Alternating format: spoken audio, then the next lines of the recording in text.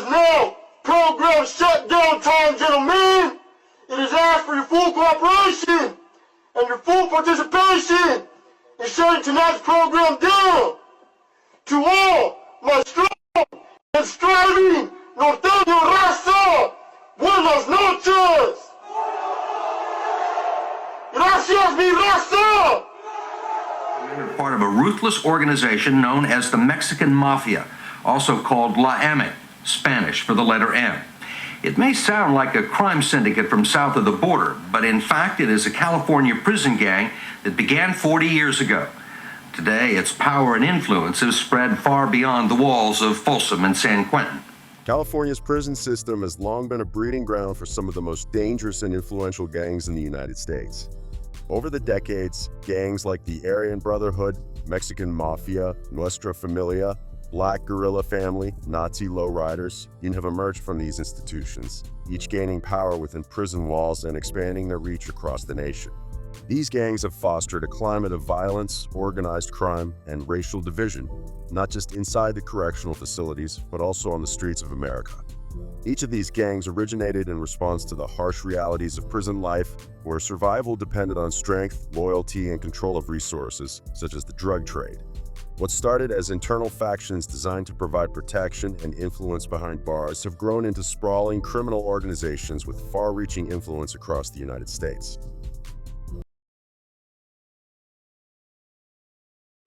It is now program shutdown time, gentlemen. It is asked for your full cooperation and your full participation in shutting tonight's program down. To all my strong and striving norteño raza, buenas noches. Gracias, mi raza. How easy was it to get messages in and out? Easy. Real easy. Real easy. These four men took the deal. Epi Cortina, brutal fellow gang member. He lived on the shoe for 9 years before he renounced his membership in the Mexican-American gang Westra Familia. Epi, tell us what kinds of crimes were perpetrated, ordered from within the shoe for Westra Familia. In this surveillance video, members of Westra Familia are holding what Gruhl calls a business meeting. Here you have the regiment leaders coming from San Francisco, from San Jose, from Salinas, from Visalia, from Oakland, sitting around for a meeting. Meeting of the cities. One of the members brought this document, and so what you have is an agenda. On an FBI surveillance tape is a group of gang members meeting in a California hotel room to discuss their latest orders from Pelican Bay. This is coming from the High Command. I'm conveying to you what the High Command wants us to do. The Westra Familia is considered one of the most sophisticated prison gangs in the United States. Like so many others, Robert Grattan joined Westra Familia in the 1990s while he was in prison. He rose to the rank of captain, but eventually defected and told the government the gang's secrets. Now in hiding, he agreed to talk to us in disguise. To join is requisite. Westra Familia was established in 1968 at the Soledad Correctional Training Facility in California by Mexican-American inmates who split from the Mexican Mafia. The divide between the two gangs was geographical, with Westra Familia recruiting from Northern California, Norteños, and the Mexican Mafia from Southern California, Serranos. This division created a rivalry that persists to this day. Members are expected to sacrifice their freedom, with prison time being an inevitable outcome of their lifestyle. Westra Familia operates heavily in cities like Modesto, Salinas, and Santa Rosa, controlling the drug trade in Northern California through drug smuggling and taxing local dealers. They generate millions of dollars from the sale of drugs while also engaging in extortion and identity theft. The origins of the Westra Familia Mexican Mafia feud date back to 1968, when a dispute over a pair of shoes escalated into a violent conflict known as the War of the Shoes. This altercation saw the Norteños unite for the first time, leading to the formation of Westra Familia. The gang adopted the Holga eagle, a symbol associated with Cesar Chavez and the United Farm Workers, reflecting the agricultural roots of many Norteño members. Red became their identifying color, distinguishing them from the blue-clad Mexican Mafia. with Bakersfield, California, becoming the dividing line between their respective territories. In 1972, Mexican Mafia leader Rodolfo Cadena sought peace by calling for a summit in prison. However, this attempt ended in tragedy when Cadena was repeatedly stabbed by Westra Familia members and thrown from a prison tier, passing away on the cement below. The Westra Familia continued to expand its ranks throughout the 1980s as the gang sought control over California from Bakersfield northward. Many young Mexican Americans were enticed by the promise of money and power, with prison time seen as a necessary step to earning status within the organization. Pelican Bay State Prison became Westra Familia's stronghold, where its leaders resided, some in the secure housing unit SHU, a prison within a prison designed to isolate the most dangerous inmates. As the gang rose to power, they imposed gang taxes on drug dealers and other groups to maintain a steady flow of income. By the 1990s, their membership had swelled to over 1,000. Inmates were trained in a military-like fashion, focusing on discipline and education. Members were required to study history, law, and philosophy books while mastering codes and communication techniques like using fishing lines to send messages even during lockdowns. Despite these restrictions, Westra Familia continued to exert influence both inside and outside prison walls. The gang introduced El Norte Law, which decreed that all Nortinos wearing red were now considered members of the NF. Internal power struggles led to a gang war in Salinas in 1998, during which Captain Michael Castillo made his demise after being caught in a conflict between two Westra Familia's generals. Despite police warnings, Castillo was shot by Rico Garcia in a hit ordered by Westra Familia leaders in prison. This demise spurred law enforcement to intensify their efforts not only on the streets but also within prison walls. In 2000, after the police gathered critical intelligence from informants like Red Raider, the Westra Familia's leadership structure was exposed. In a high-security federal courtroom in Los Angeles, 13 men are now on trial charged with conspiring to commit narcotics trafficking and extortion. Prosecutors say the men are part of a ruthless organization known as the Mexican Mafia, also called La M, Spanish for the letter M. It may sound like a crime syndicate from south of the border, but in fact it is a California prison gang that began 40 years ago. Today, its power and influence have spread far beyond the walls of Folsom and San Quentin. Cream of the crop. We were the best equivalent I can give you would be like the Green Berets in the military. We consider ourselves an elite group. We were tough guys. How many people? Personally, about a dozen. There are only a few hundred made members of La M, and half of them are in prison. But they're so feared that law enforcement takes extraordinary precautions whenever they move them. The LA Sheriff's Department transported some by helicopter for trial in 1995, blindfolding them to protect the security of the deputies. Down on the streets of Los Angeles, the Mexican Mafia commands the allegiance of tens of thousands of Hispanic gang members. Miami routinely enlists gang members to carry out Mexican Mafia business.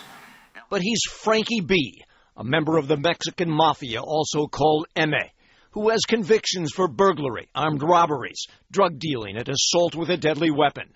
He spent more than half his adult years in prison. That's his daddy. 9 years ago, he appeared to be a loving dad here at home in Pomona.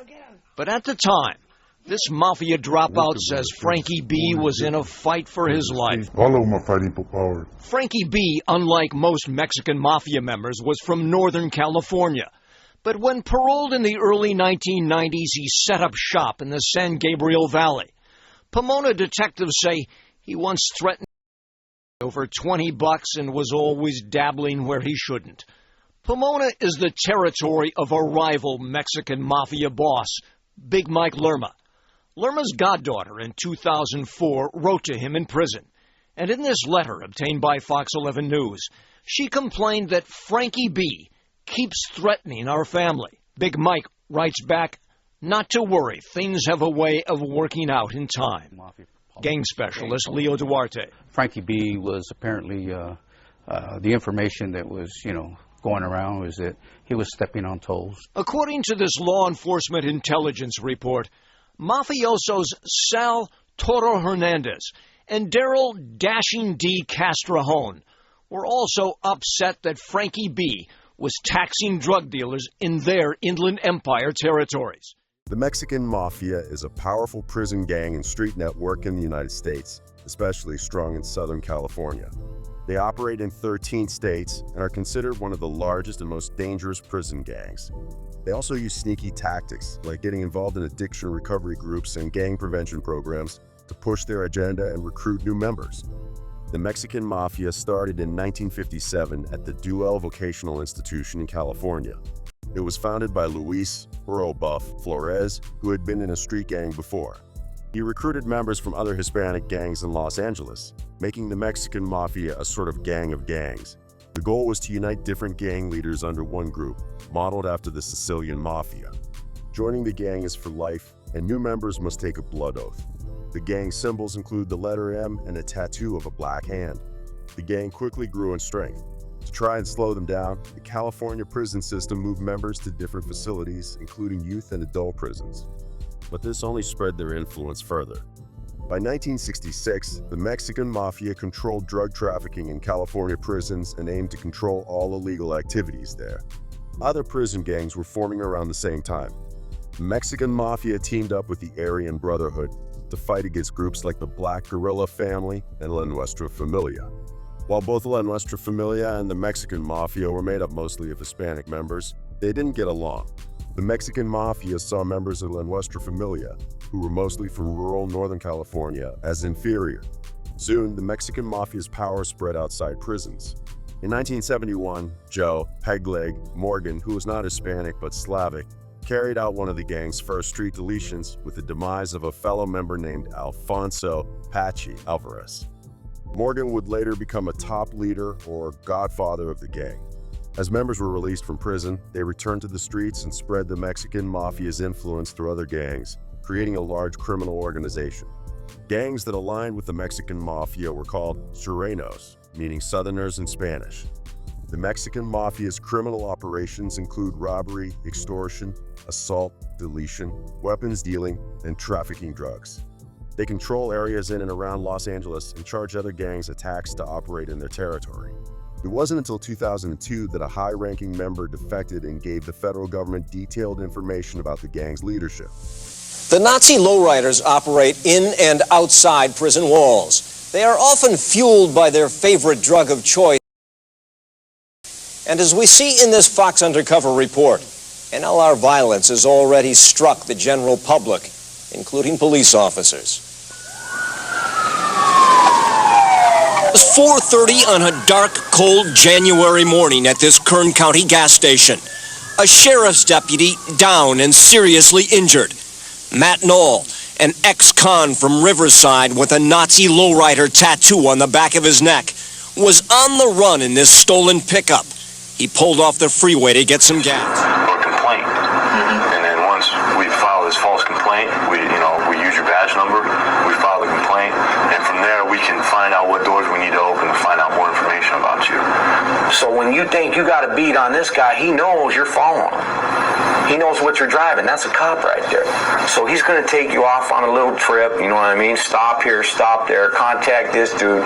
You never know what's going to happen. You know what I mean? He might take you down the alley, and when you drive through the alley, there's dudes standing right there with semi-automatic rifles and just blast you.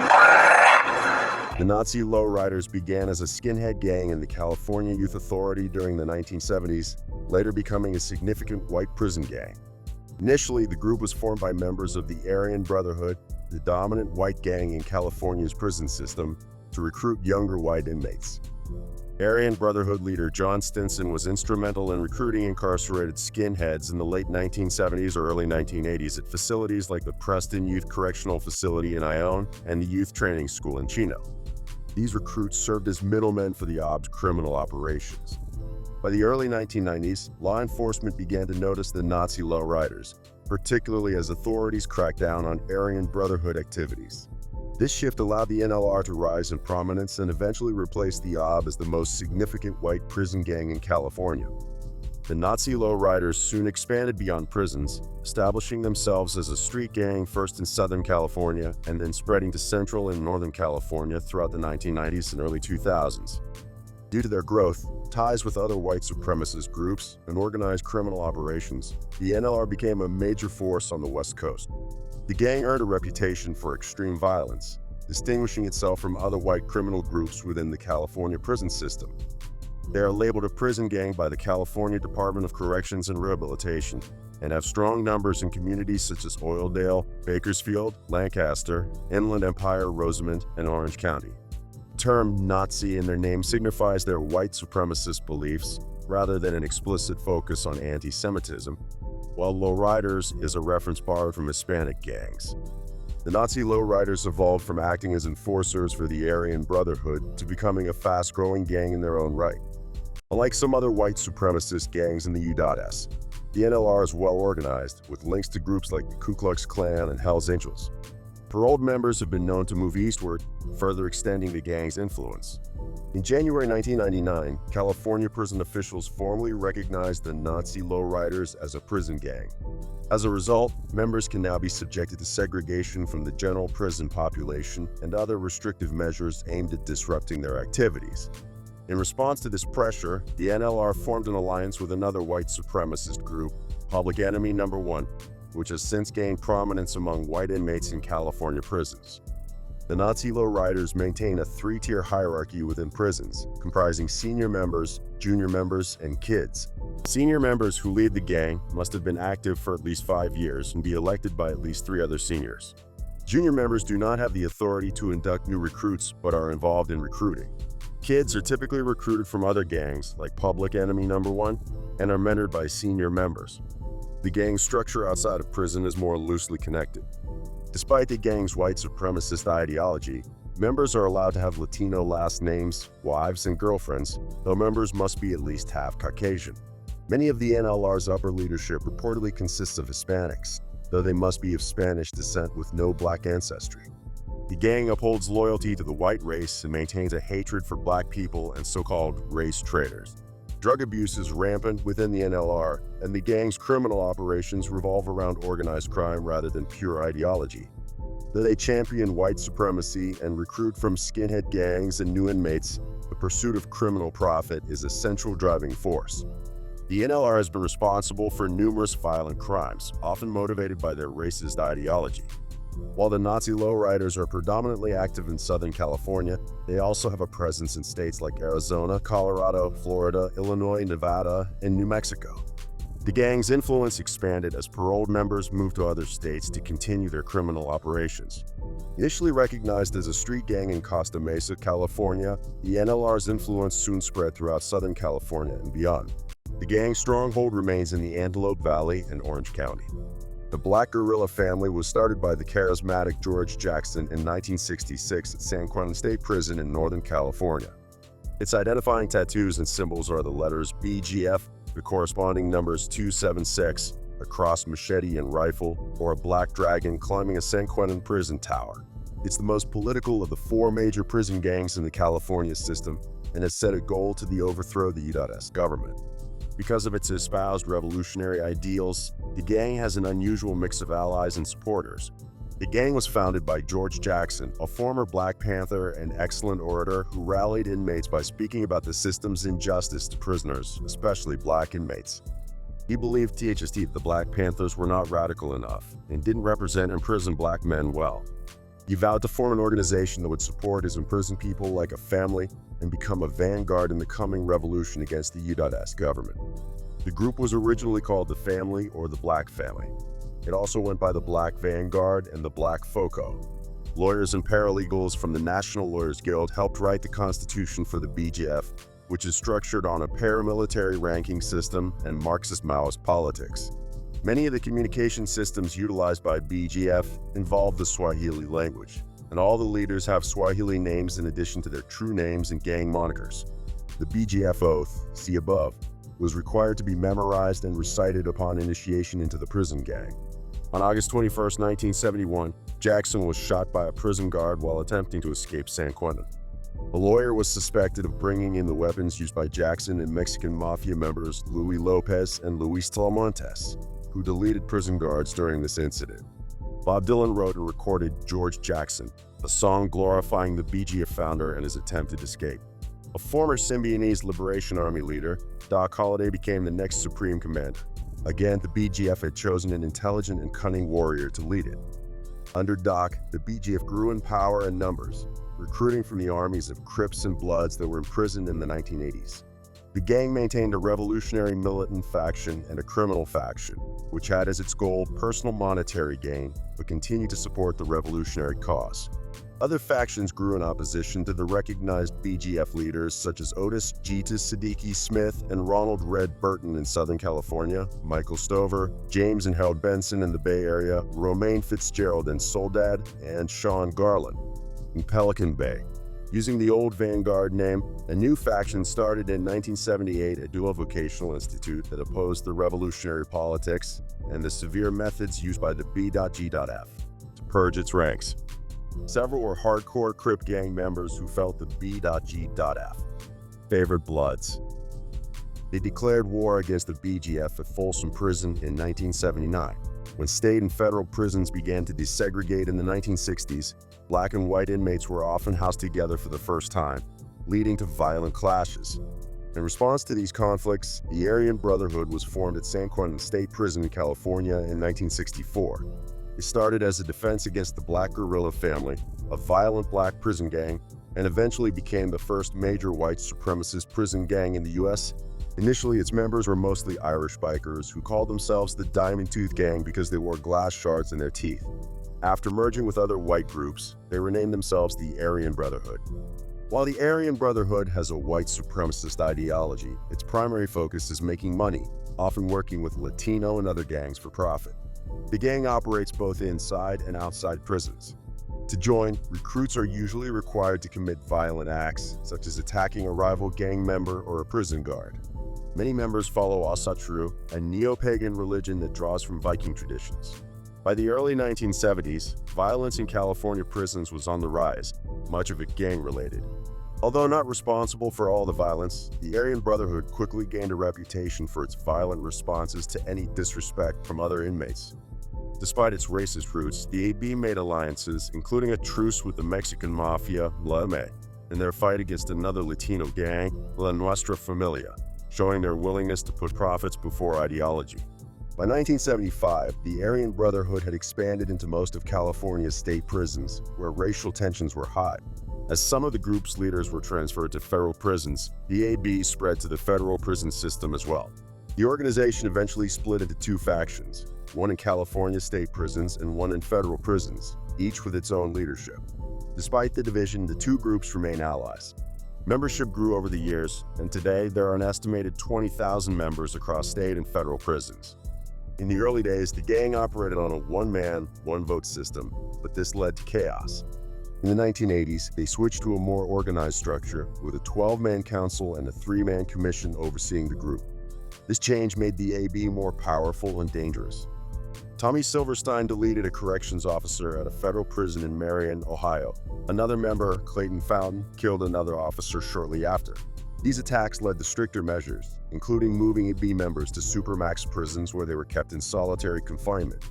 However, even in isolation, the gang continued to run its criminal activities through coded messages, invisible ink, and communication via family members, girlfriends, or even lawyers. In the 1990s, the Aryan Brotherhood shifted its focus from promoting racism to organized crime, particularly drug trafficking in prisons. Former AB leader John Greshner, who left the gang in 1999, revealed that racial ideology was secondary to making money. The gang even began selling drugs to African American and Latino inmates. The AB also established a system where they collected a 20% tax on profits from any of their criminal operations on the streets, with the money being laundered and controlled by AB leaders. The AB's influence on the outside grew when Italian-American Mafia boss John Gotti was imprisoned in 1992. Gotti hired the AB for protection and later arranged for his associates to partner with AB members in business, boosting the gang's power on the streets. The gang had been active in major cities since the 1980s, with leaders appointed to control different regions. In the early 1970s, cult leader Charles Manson sought protection from the AB, but was denied membership because he refused to delete other inmates based on race. However, the AB still used Manson's group of female followers to smuggle drugs and weapons into prisons. The Aryan Brotherhood is one of the deadliest gangs in the prison system. Despite making up less than 0.1% of the U.S. prison population, they are responsible for about 18% of all prison deletions. Authorities have struggled to stop the gang's criminal activities, even when members are in solitary confinement. The rise of these dangerous prison gangs from California reflects the deep-rooted issues of violence, racial tension, and criminal enterprise within the U.S. prison system. Gangs like the Aryan Brotherhood, Mexican Mafia, Westra Familia, Black Guerilla Family, Nazi Lowriders, United Blood Nation, and Bloodline have not only shaped the dynamics of life behind bars, but have extended their power to the streets, impacting communities nationwide. Their ability to organize, recruit, and spread violence beyond prison walls underscores the complexities of controlling gang activity within and outside of correctional institutions. The expansion of these gangs across the country highlights the need for more comprehensive strategies to tackle prison-based crime and to prevent the continued influence of these organizations in broader society.